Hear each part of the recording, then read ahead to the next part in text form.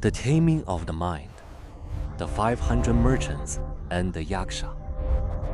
The terrifying night, an angry and fearsome Yaksha, seizing the life essence of all sentient beings. Just hearing those words sends a chill down your spine, doesn't it? Our story begins right here.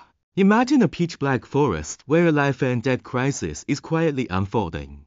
Hello everyone, today, we're going to talk about an ancient story, but one that I believe is deeply relevant to every single one of our lives. The theme is the 500 merchants and the taming of the mind. It acts like a mirror, allowing us to reflect on our own inner world. Trapped in the great forest, picture 500 merchants. They've poured their life's work into their cargo and are traveling through a vast, dense forest. You know the feeling, miles from anywhere, completely cut off from the world. Suddenly, an invisible enemy appears. This was their desperate situation.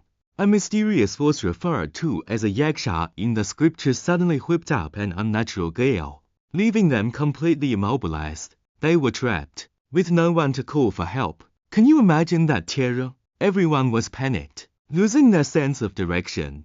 The futility of distracted prayer. When people are in extreme fear, what's the first instinct? To pray. So, they started worshipping the gods of the sky, the gods of the earth, anything they could think of. But strangely, nothing worked. This is a crucial point. It asks us a question. When we need help, are we looking in the right direction?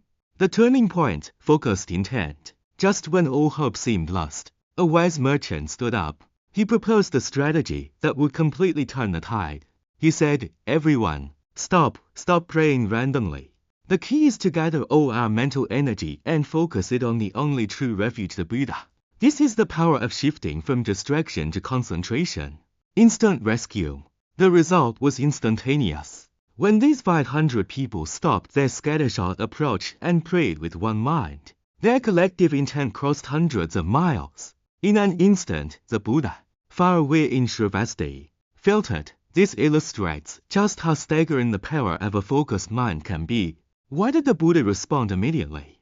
His compassion is like the ocean. You can't separate the ocean from its waves. His compassion is with us at every moment. It has never left us. The merchant's focused prayer was like tuning a radio to the right frequency. Suddenly, they connected to that omnipresent signal of compassion, the complete salvation.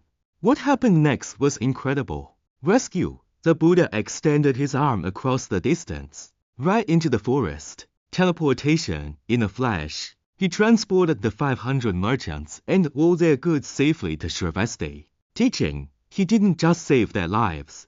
He taught them the Dharma tailored to their needs to resolve their inner suffering. Awakening. Ultimately, all 500 achieved the state of arhatship. This wasn't just a physical rescue. It was a total inner redemption. The law of cause and effect. You might wonder, why these 500 people? Were they just lucky? It wasn't an accident. If we look deeper at the karmic relationship spanning many lifetimes, long ago, they were merchants saved by the Buddha in a previous life. In the time of the previous Buddha, Kashyapa Buddha, they were monastics. Although they didn't achieve enlightenment then, they made a powerful vow to attain realization when the next Buddha, Shakyamuni, appeared. Their rescue and awakening today were the result of seeds planted in the past and the strength of their vows. Buddha's causality operates across time with absolute precision. The Yaksha within. Now, let's pull the lens back to our own inner world. That Yaksha who stirs up storms and strikes fear. He lives inside our own minds. Ask yourself, how can I stop these chaotic thoughts, emotions, and impulses from controlling my life? Those unstoppable voices in your head, the sudden bad moods, the uncontrollable urges, they are exactly like the Yaksha in the story. They turn our inner world upside down, leaving us helpless. The strategy of observation. Just as the merchants changed how they prayed, we must change how we deal with our thoughts. When we unconsciously follow a thought, we are feeding it and giving it power. It then drags us into suffering. But if you try simply watching it like watching a movie without following it, you'll find something amazing. It can't last. Within minutes, it vanishes on its own. As long as you stay anchored in your awareness, the Yaksha has no power over you. The ultimate truth, no self. The Arhats saw an even deeper truth, that this solid hand and the empty space around it are, in essence, the same. There is no difference. Think of it through modern physics. Your hand is made of atoms and molecules. Inside an atom, it's mostly empty space. So, is your hand really as solid as it feels? Or is it mostly emptiness? This brings us to the core point. Why are we trapped by the yakshas of thoughts and emotions? Because we cling tightly to the sense of me. As the saying goes, those chaotic thoughts need a you to drag you away. They need a point of leverage.